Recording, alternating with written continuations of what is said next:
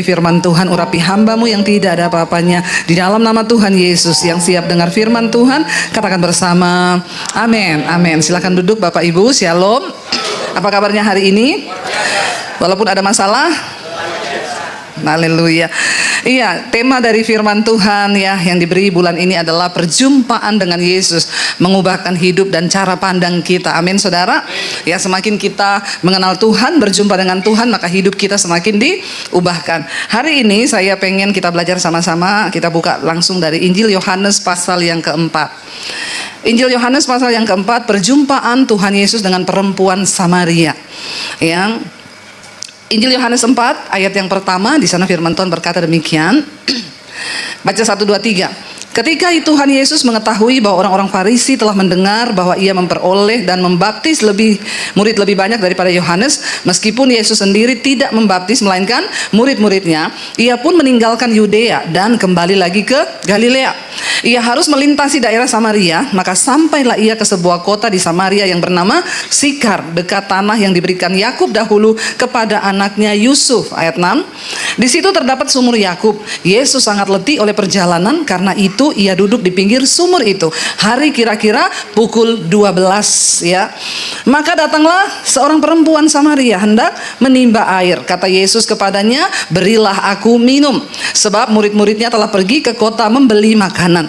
Maka kata perempuan Samaria itu kepadanya, "Masakan engkau seorang Yahudi minta minum kepadaku seorang Samaria? Sebab orang Yahudi tidak bergaul dengan orang Samaria."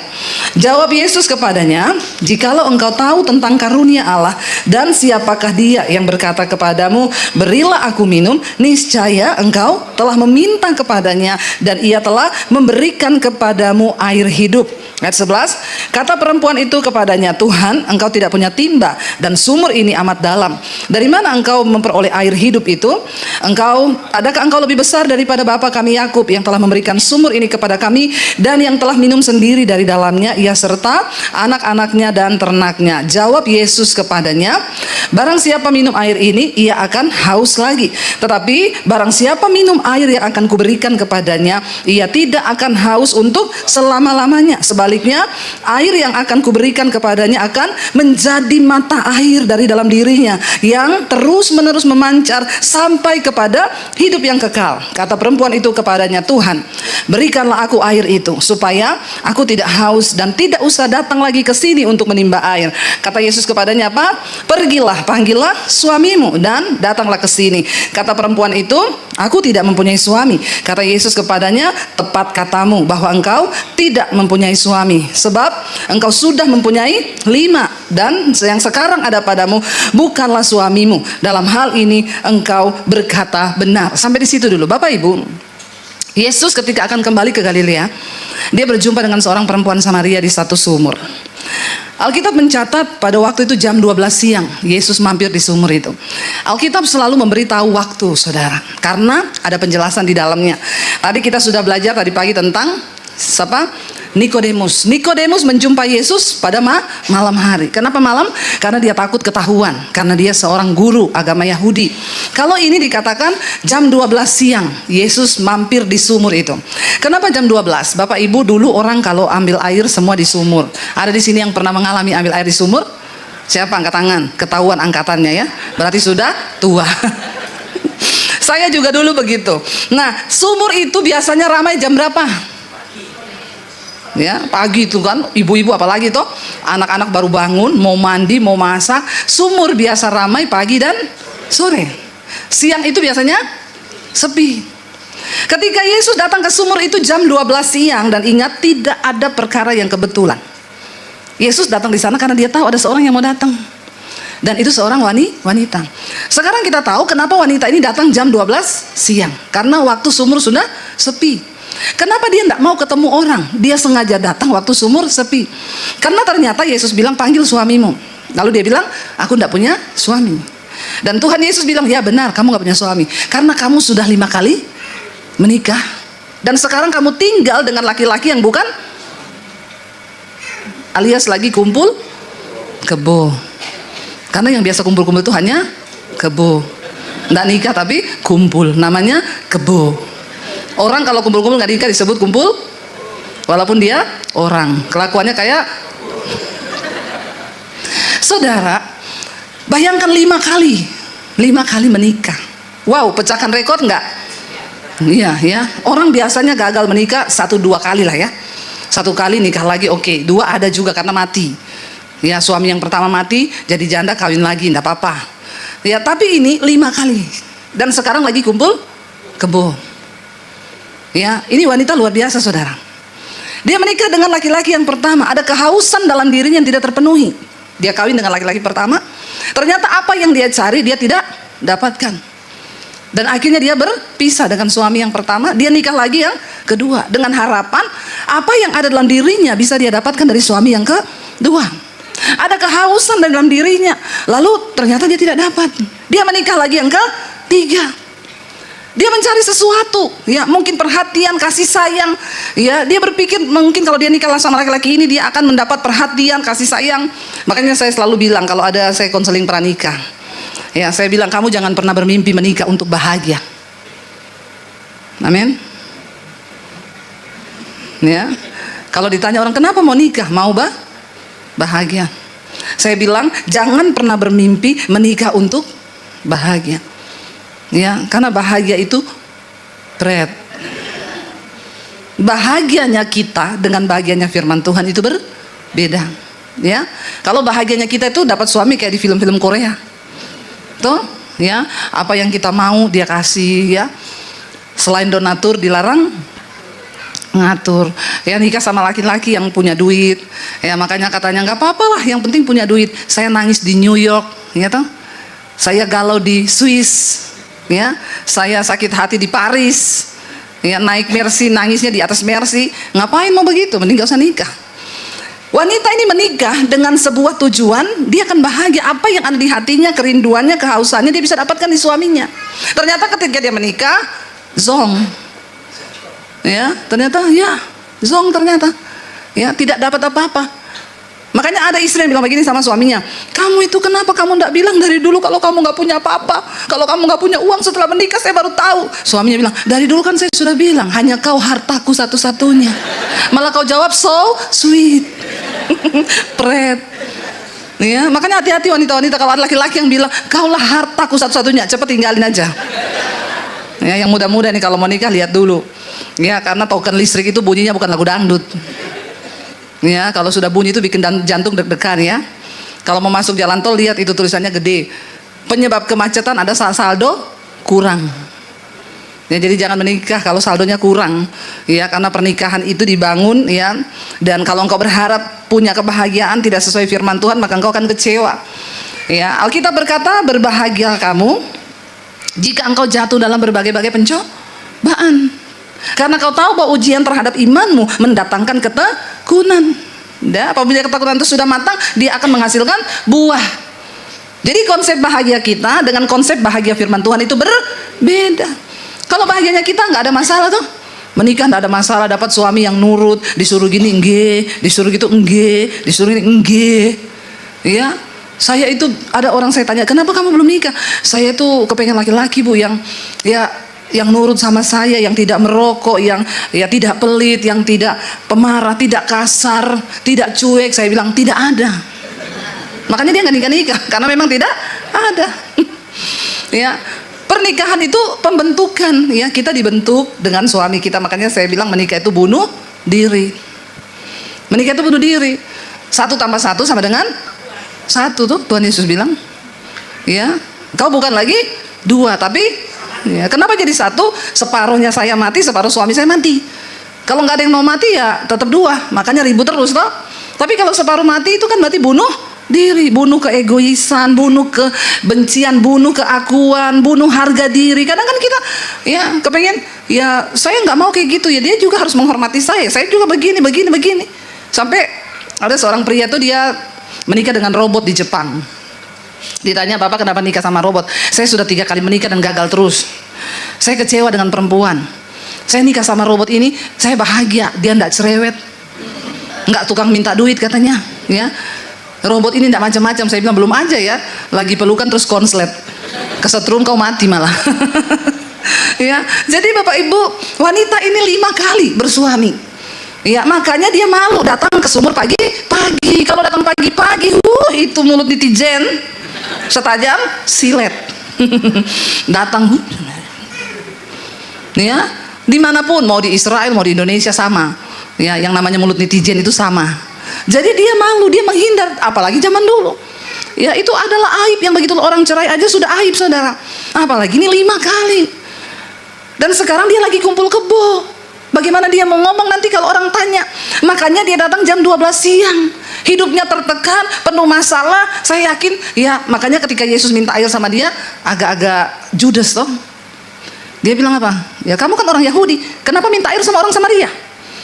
Ya, ini judes. Kenapa orang itu kalau hidupnya banyak tertekan, dia takut dengan dosa, ada yang dia sembunyikan, maka ya dia pasti nggak ramah dengan orang lain. Ya, makanya kalau kita lihat ada orang yang bermasalah dan lain sebagainya, coba pahami, saudara. Ya, jangan cepat-cepat dihakimi, deketi dulu. Ya, coba bawain kue dia dulu ya. Kalau kalian tetanggamu aneh, ya coba. Ya, karena orang-orang seperti itu sebenarnya mereka itu butuh perhatian. Dan wanita ini bilang, ya kamu nggak bisa dong. Ya, lalu Yesus bilang, seandainya kamu tahu siapa aku ini yang sedang meminta kepadamu, maka saya yakin, Yesus bilang, kamu akan minta dari aku air kehidupan. Kalau kamu tahu aku, karena banyak juga orang Kristen hari-hari ini mengaku percaya Yesus tapi tidak mengenal Yesus. Ya, kemarin lucu, saya makan garang asem, saya lihat di Instagram garang asem viral di Instagram. Jadi kita pergi makan lah, mau ke Bandungan, mampir dulu. Saya lagi makan, ada ibu-ibu datang tuh, satu rombongan. Terus ada Bu Dewi minta foto dong Bu, gantian ya satu-satu, minta foto satu-satu. Pemiliknya itu ngeliatin, ini siapa ya, kok orang-orang minta foto ya, artis bukan dalam hatinya, tapi kok orang minta foto. Akhirnya semua sudah foto, terus dia datang, Bu saya juga minta foto dong. Terus saya tanya, emang Bapak tahu saya siapa? Enggak, lah kenapa Bapak minta foto? Lah soalnya kan orang-orang minta foto sama Ibu. Ini lucu ya, dia tidak tahu saya, tapi dia di bandara juga pernah. Saya waktu itu landing di Jakarta, suami saya bilang, kamu duduk sini aja, saya ambil bagasi. Saya duduk, saudara. Ada mbak-mbak pakai hijab di samping saya. Setiap orang lewat kenal saya, Bu Devi ya Bu, mau foto boleh? Boleh. Mbaknya itu orang, Mbak tolong fotoin ya. Foto 1 kali, dia duduk. Orang lewat lagi, Bu Devi boleh foto? Boleh. Yuk Mbak fotoin ya. Foto. 5 orang lewat minta foto. Terus mbaknya itu bilang gini, Bu saya boleh foto sama Ibu enggak? Terus saya bilang, emang mbaknya tahu saya siapa? Sembarangan loh mbaknya ini minta foto. Ya saya sih nggak tahu ya, tapi orang-orang dari tadi minta foto sama Ibu. Ya jadi saya juga minta foto. Ya udah kita foto. Setelah itu mbaknya nanti lihat YouTube saya, namanya Debbie Basir ini. Nanti mbaknya denger ya YouTube saya. Oh iya Bu, soalnya saya takut nanti kan nggak dapat kesempatan lagi foto sama Ibu. Kadang-kadang saudara, orang nggak tahu ya. Wanita ini tidak mengenal. Seandainya dia kenal siapa Yesus, Yesus bilang, kalau kau tahu siapa aku. Ya, pengenalan membuat orang ya nggak tahu apa-apa, nggak bisa apa-apa kalau nggak kenal. Tapi seandainya dia kenal Yesus, Yesus bilang, pasti kamu minta air kepadaku, air kehidupan. Yang air itu kalau kamu minum, kamu tidak akan haus lagi. Dan saya yakin air yang aku berikan kepadamu bukan cuma membuat engkau puas, tapi itu akan menjadi mata air yang keluar dari dalam dirimu. Bahkan hidupmu akan menjadi berkat bagi orang lain. Lalu saudara, akhirnya Yesus bilang, dia bilang, akhirnya Tuhan beri aku air itu. Pergilah panggil suamimu dan datang ke sini. Dia bilang, aku tidak punya suami. Tuhan bilang, betul, kamu sudah 5 kali menikah, dan hari ini kamu tinggal dengan laki-laki yang bukan suamimu. Dan akhirnya kata perempuan itu, ayat 19, kata perempuan itu kepadanya, Tuhan. Dia mulai berubah, manggil Tuhan Yesus Tuhan. Karena dia kaget kenapa Yesus tahu hidupnya. Padahal dia nggak cerita, nggak ada orang yang kasih tahu. Karena Tuhan itu maha tahu. Lalu dia panggil Tuhan, nyata sekarang padaku bahwa engkau seorang nabi. Tuhan, engkau nabi. Karena nabi itu yang tahu, maha tahu, kasih tahu sama dia. Nenek moyang kami menyembah di atas gunung ini, tetapi kamu katakan bahwa Yerusalemlah tempat orang menyembah. Kata Yesus kepadanya, percayalah padaku hai perempuan, saatnya akan tiba bahwa kamu akan menyembah Bapa bukan di gunung ini dan bukan juga di Yerusalem. Orang Samaria mencari Tuhan naik ke atas gunung. Orang Yahudi mencari Tuhan datang ke Yerusalem. Ada bait suci, tempat orang ketemu Tuhan. Yesus bilang satu saat akan datang, kamu tidak perlu lagi pergi berdoa ke Yerusalem, kamu juga tidak perlu naik ke atas gunung. Sebab apa? Ayat 22 dikatakan di sana, kamu menyembah apa yang tidak kamu kenal, kami menyembah apa yang kami kenal. Sebab keselamatan datang dari bangsa Yahudi. Tetapi Saatnya akan datang dan sudah tiba sekarang, kata Tuhan Yesus. Bahwa apa? Penyembah-penyembah benar akan menyembah Bapa di dalam roh dan kebenaran. Sebab Bapa menghendaki penyembah-penyembah yang demikian. Karena itu kenapa saya selalu kalau bawa grup ke Israel, saya bilang tidak usah pergi berdoa di tembok ratapan. Orang Yahudi berdoa di tembok ratapan, kenapa? Karena tembok itu dianggap menjadi tembok pembatas antara ruang kudus dan ruang maha kudus. Jadi mereka berdoa di situ. Itu bangunan bekas bait suci yang sudah dirobohkan. Saya bilang kalau orang Kristen mau datang ke sana, tidak usah berdoa di tembok ratapan. Karena Tuhan Yesus sendiri berkata, akan ada saatnya kamu tidak perlu lagi pergi berdoa ke Yerusalem. Sebab Bapa mencari penyembah benar yang menyembah Bapa dalam roh dan kebenaran. Amin saudara.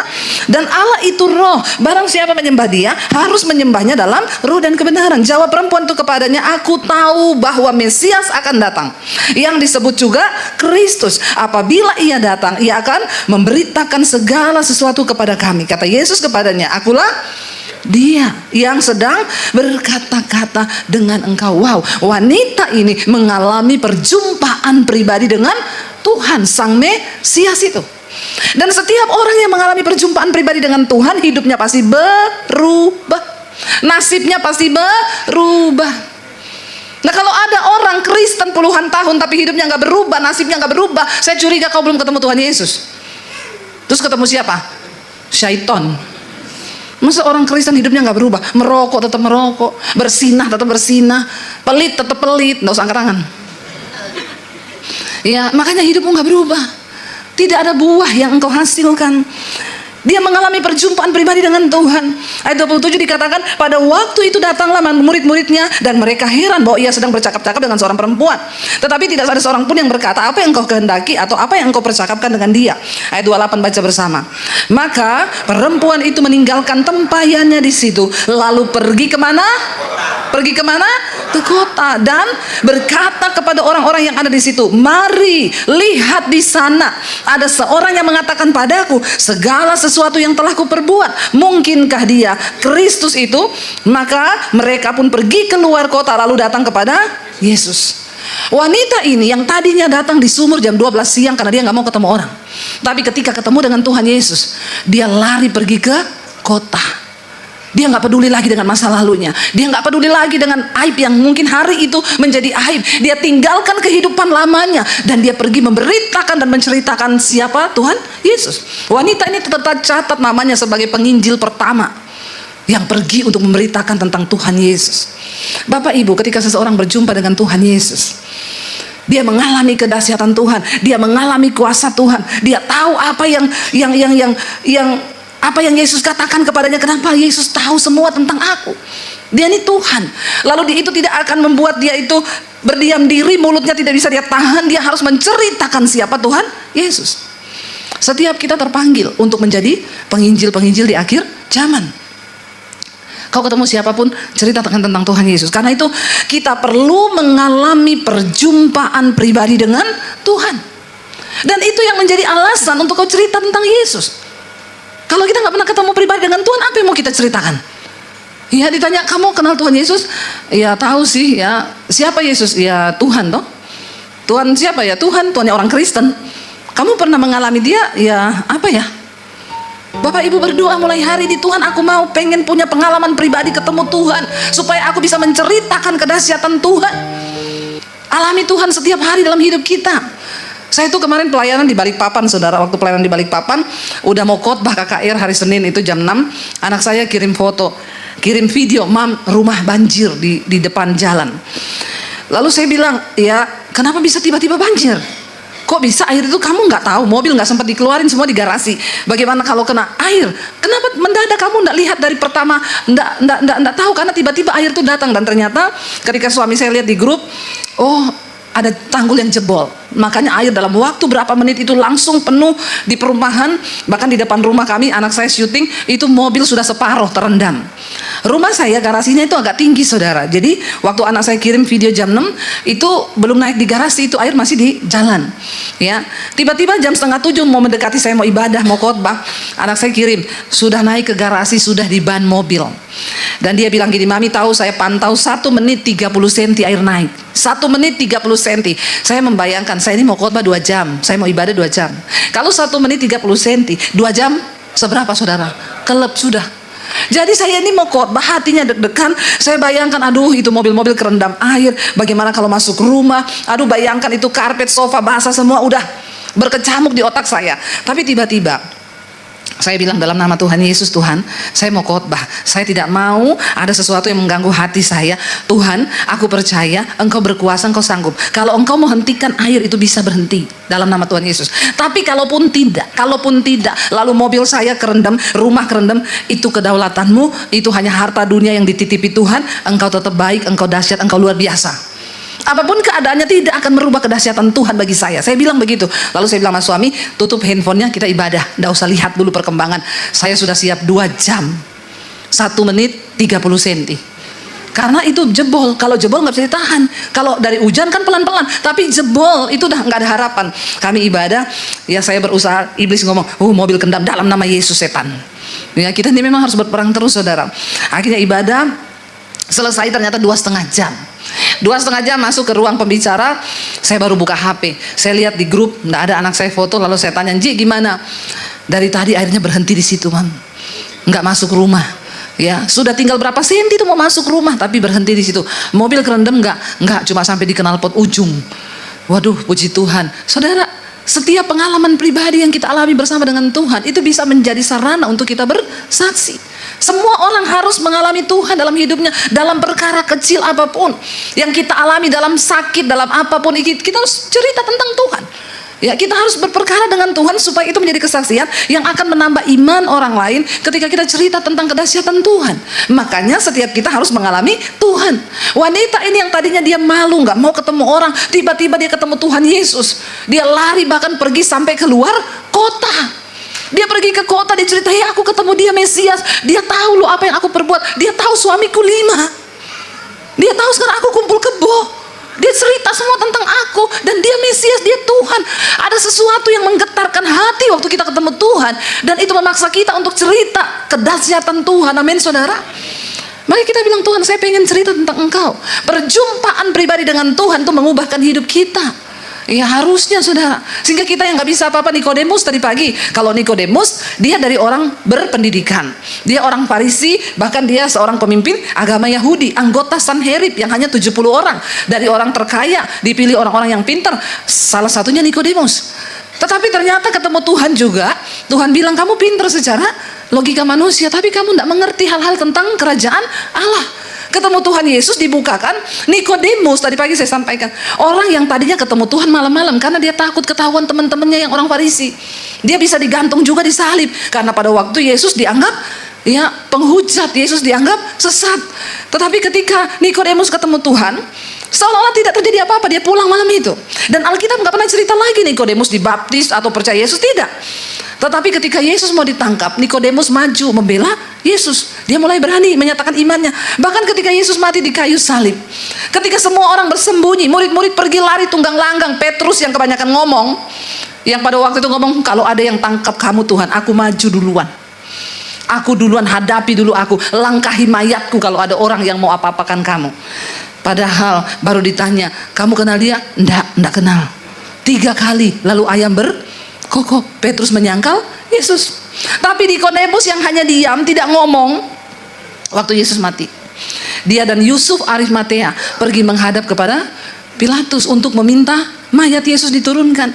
Dan dia membawa rempah-rempah, dia yang merempahi jenazah Yesus. Di saat semua murid lari tunggang langgang. Namanya Nikodemus dan Yusuf Arimatea, bukan Yusuf Margobakti ya. Ya, itu tercatat di terakhir hidup Tuhan Yesus. Ketika Yesus sudah mati, semua meninggalkan Yesus, semua pura-pura tidak kenal Yesus. Tapi Yusuf dan Nikodemus, Orang yang tadinya takut mengakui Yesus, di akhir hidup Yesus, mereka justru yang mengakui Tuhan Yesus. Keberanian muncul. Setiap orang yang berjumpa dengan Tuhan Yesus secara pribadi, terjadi perubahan dalam hidupnya. Bapak Ibu, jangan cuma menjadi Kristen yang cuma puas duduk di bangku gereja, tapi bilang, Tuhan, aku mau menjadi orang Kristen yang hari-hari ini menuai jiwa. Waktu kita mati nanti, Tuhan di penghakiman Kristus yang terakhir, Tuhan tidak akan bertanya ya berapa uangmu, berapa apa jabatanmu, enggak, tapi Dia akan tanya berapa jiwa yang sudah kau bawa bagi Kristus. Cuma itu. Coba kita merenung, kita ini sudah bawa jiwa apa belum? Ya, jiwa itu di mana kau dapat? Di mana saja, tetanggamu, temanmu, ya, siapapun yang engkau temui, saudara. Ya, orang-orang yang berjumpa dengan engkau secara pribadi, dia ada masalah. Seringkali kita nggak perlu ngomong ayat, tapi cukup doakan. Temanmu di kantor ketika dia lagi bermasalah, ya saya nih berbeban berat, mau nggak saya doakan? Saya ceritakan, saya tuh ya pergi kemanapun, saya pengen punya satu kerinduan untuk cerita tentang Yesus kepada orang yang saya temui. Ya, cari selaknya, minta berdoa. Dulu saya pernah di pesawat, waktu saya sendiri pelayanan, nggak sama suami, di pesawat ada ibu-ibu duduk di samping saya. Kuat dorongan di hati saya untuk, Tuhan, saya pengen cerita tentang Yesus ke ibu ini. Mungkin dia belum kenal Tuhan Yesus.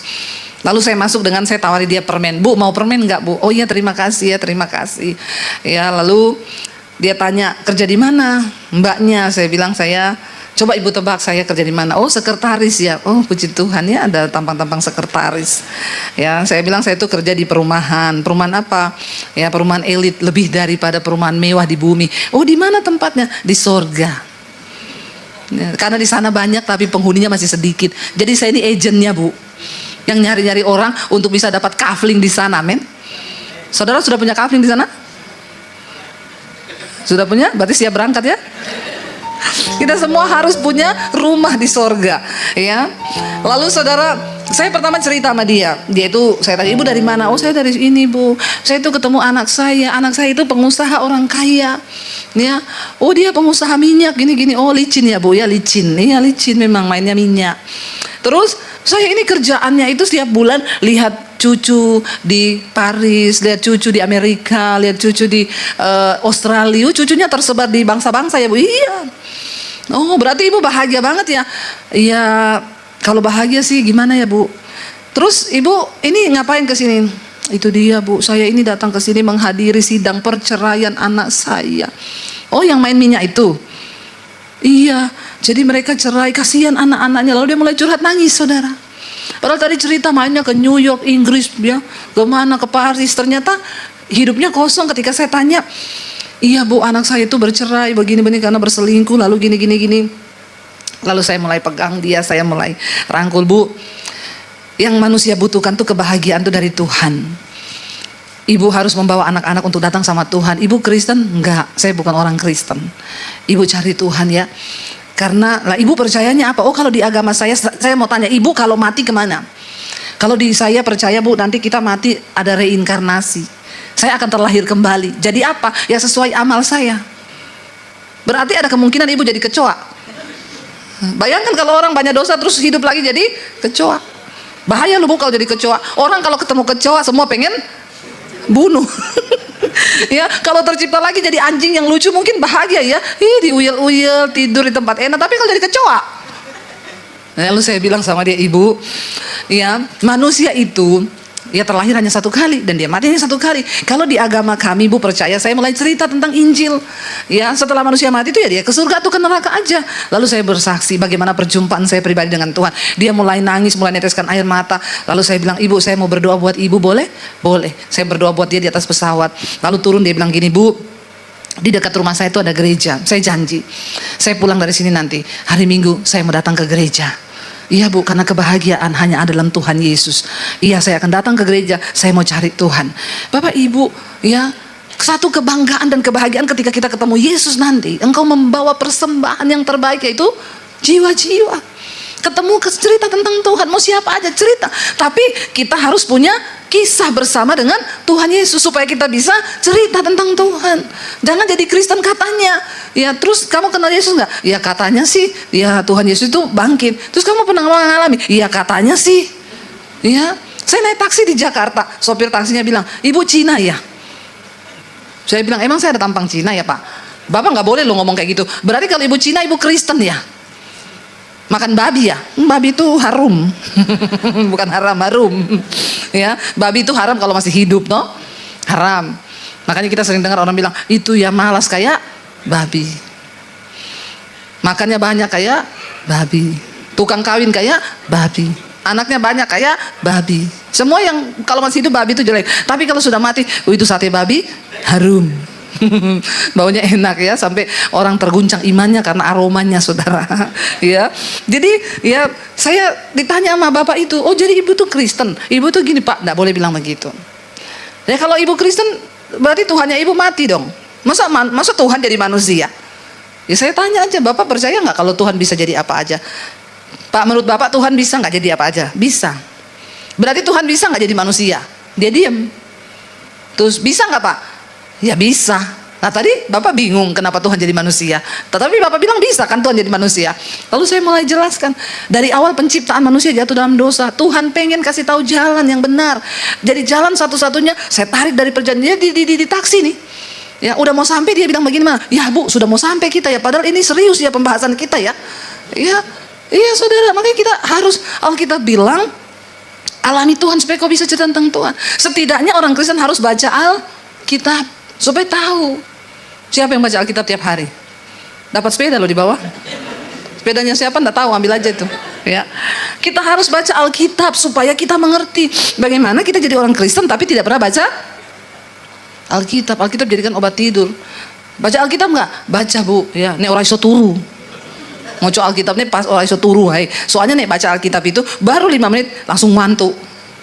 Ayo saudara, bangun iman kita supaya kita tahu tentang Tuhan. Wanita ini tadinya dia malu, tadinya dia tidak punya pengharapan, dia menghindari orang, dia datang di sumur waktu siang hari jam 12 saat tidak ada orang. Tapi ketika dia ketemu Tuhan, dia lupakan semua dosanya, dia menjadi sesuatu yang baru, dia pergi menceritakan siapa Yesus itu. Saya percaya ketika kita bertemu dengan Tuhan secara pribadi, hidup kita pasti berubah. Masa depanmu pasti berubah. Saya selalu bilang saudara, bagaimana supaya hidup kita ini berubah? Nggak usah yang macam-macam. Kita tidak perlu A, B, C, D sampai Z. Yang kita perlukan hanyalah apa? Ayo kita coba taat kepada firman Tuhan. Anak-anak muda taat pada firman, ya. Melangkah taat kepada firman. Waktu kita taat kepada firman, maka Alkitab berjanji ada berkat ketaatan bagi orang-orang yang mau setia kepada Tuhan. Taat saja, apapun tantangannya, apapun pergumulannya, taat saja sama Tuhan. Nggak usah neko-neko. Hari-hari ini banyak berita yang menakutkan. Kita harus tetap percaya bahwa kita punya Tuhan yang ya dan amin. Kita harus tetap percaya bahwa dia berjanji dunia ini boleh berubah. Memang semuanya akan berubah. Bahkan Yesus berkata akan datang satu saat dunia ini akan digoncangkan. Tapi tujuannya digoncangkan supaya tertinggal satu umat yang tidak tergoncang. Siapa yang tidak tergoncang? Kita. Cuma satu yang bisa membuat kita tidak tergoncang, waktu kita berpegang kepada firman Tuhan. Berpeganglah pada firman. Tuhan, aku tahu semua akan bergoncang, harga-harga naik, apapun bergoncang. Tapi orang yang berpegang pada firman Tuhan akan tetap hidup oleh percayanya kepada firman. Itu yang Alkitab katakan. Dari segi apapun Tuhan itu sanggup memberkati, asal kita mau hidup sungguh-sungguh dalam pertobatan. Hari-hari ini yang perlu kita lakukan, benahi hidup kita. Ayo kita tinggalkan dosa. Ayo kita melangkah masuk lebih dalam pada pengenalan yang benar akan Tuhan. Dan alami Tuhan secara pribadi saudara. Maka ada banyak hal besar yang sanggup Tuhan kerjakan dalam hidup kita. Sehingga kita bisa melihat penuaian di depan mata kita. Saudara, saya tidak pernah menyangka bagaimana Tuhan bisa memberkati kami. Sekolah misi itu bisa ada. Sekarang sudah angkatan yang ke-5, memasuki angkatan yang ke-6. Kalau saya pikir-pikir secara manusia, pengeluarannya begitu besar saudara. Tapi sampai detik ini kami tidak pernah berkekurangan. Secara manusia saya nggak pernah pakai proposal. Ya, saya nggak pernah ke Bu Hana, Bu, ini proposal buat sekolah misi kan? Nggak pernah. Kepada siapapun. Ya, bahkan kami nggak pernah meminta di YouTube di mana. Tapi Dia Tuhan yang sanggup asal kita mau berjalan sesuai dengan petunjuk Tuhan. Mau percaya pada firman Tuhan. Mau bayar harga untuk berjumpa dan taat kepada Tuhan. Ada harga yang harus dibayar. Harganya apa? Ketaatan. Pada firman. Kalau Tuhan suruh hidup kudus, hidup kudus. Kalau Tuhan suruh mengampuni, mengampuni. Kalau Tuhan suruh memberkati, memberkati. Apapun yang Tuhan suruh, kita mau belajar taat sama Tuhan, supaya kita melihat campur tangan Tuhan dalam hidup kita. Perjumpaan dengan Tuhan Yesus mengubah pola pikir, mengubah paradigma kita. Jangan bilang, saya kan bodoh bu, saya ini cuma lulusan SD. Bersama Tuhan tidak ada perkara yang mustahil.